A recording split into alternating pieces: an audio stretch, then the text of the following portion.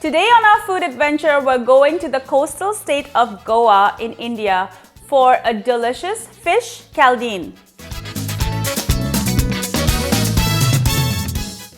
Hi everyone, I'm Karen Ahmed and I am originally from Goa. Now Goa was colonized by the Portuguese many years ago and they left behind their beautiful food influences.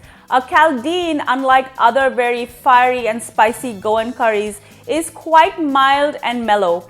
It is flavored using coconut and you can make a caldine with fish or even shrimp. What I love about a caldine is that typically it's made also adding some okra in it, and that okra is such a lovely surprise when you bite into the curry. Please stay with me till the end of the video where I'm going to list the ingredients as well as the recipe. First, I want to show you the ingredients that go into the spice paste. I've got a teaspoon of cumin seeds, a teaspoon of coriander seeds, and a teaspoon of white poppy seeds. To this, I'm going to add 2 red chillies. I'm just going to de-seed this and take the stems off. Next, I'm going to add 2 cloves of garlic and a teaspoon of turmeric. Now, turmeric is what gives this spice paste and curry its beautiful and rich golden yellow color. I'm also going to add some tamarind. This is a small ball of tamarind. Now, usually I store this tamarind in my refrigerator and it gets quite hard. So all I do is just zap it in the microwave a little bit so it softens up before I put it into the spice paste. Next, I'm going to add an ingredient that is famous in all Goan curries. This is fresh coconut and it's been grated. I've got a cup of this coconut and I'm also going to add half an onion that I've chopped rather fine. Now, all of these ingredients are going to go into my blender and I'm going to add a little bit of water, just as much as I need to make a really smooth paste.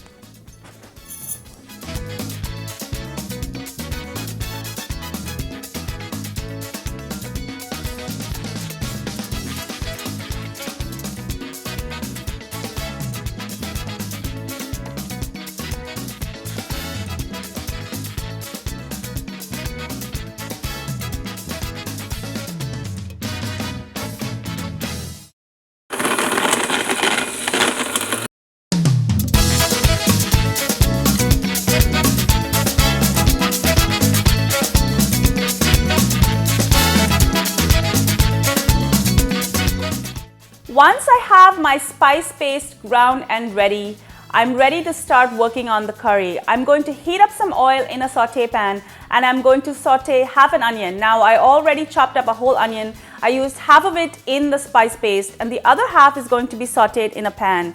Together with 4 green chilies. I'm using really small Thai green chilies. You can de-seed them if you like, but I'm just going to add the whole thing right in. Next, I'm going to add about a teaspoon of chopped ginger. Now, the chopped ginger gives you a lovely surprise in your mouth when you're not expecting it. Once the onion is sauteed, I'm going to add a whole tomato that I chopped really fine and I'm going to cook it for a few minutes. Once the tomato is cooked, I'm going to add the spice paste. I'm going to pour all of the spice paste right into the pan and I'm going to saute it for a little bit. But I'm not going to waste any of that spice paste. I'm going to pour a little bit of water into the blender and I'm going to add that into my saucepan as well. At this point, I'm going to taste and add salt. You have to taste your caldine at every stage. I'm going to bring the spice paste and the water mixture to a boil and then we're ready for the coconut milk. I've got a whole can of coconut milk. It's about 400 ml and this coconut milk is quite thick. So I'm going to add this straight into the mixture, mix it up, taste it again for salt and add more salt as required.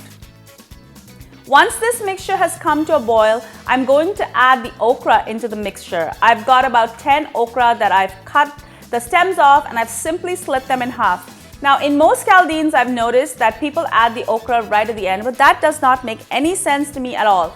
You have to cook the okra first and I'm going to reserve the fish right at the end because you don't want to overcook your fish. Now, you can also use prawns in this recipe, but you don't want overcooked prawns either. So make sure you add your okra in first. I'm going to cover it and I'm going to let it cook for a few minutes till I know the okra is nice and tender.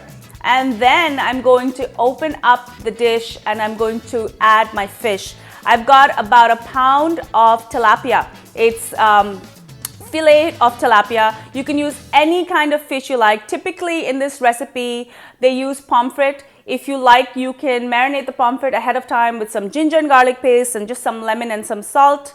But since I'm using tilapia, I don't need too much of a marinade. So I'm just going to cut the tilapia into little pieces and I'm going to slide it right into my curry.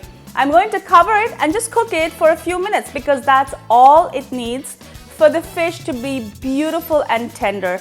Taste for salt and it's ready to serve with some delicious Goan rice. So thank you so much for joining me on my adventure. I hope to see you next time. Please do subscribe to my channel at youtube.com/cravingsvlog and I hope to see you soon. Take care. Bye.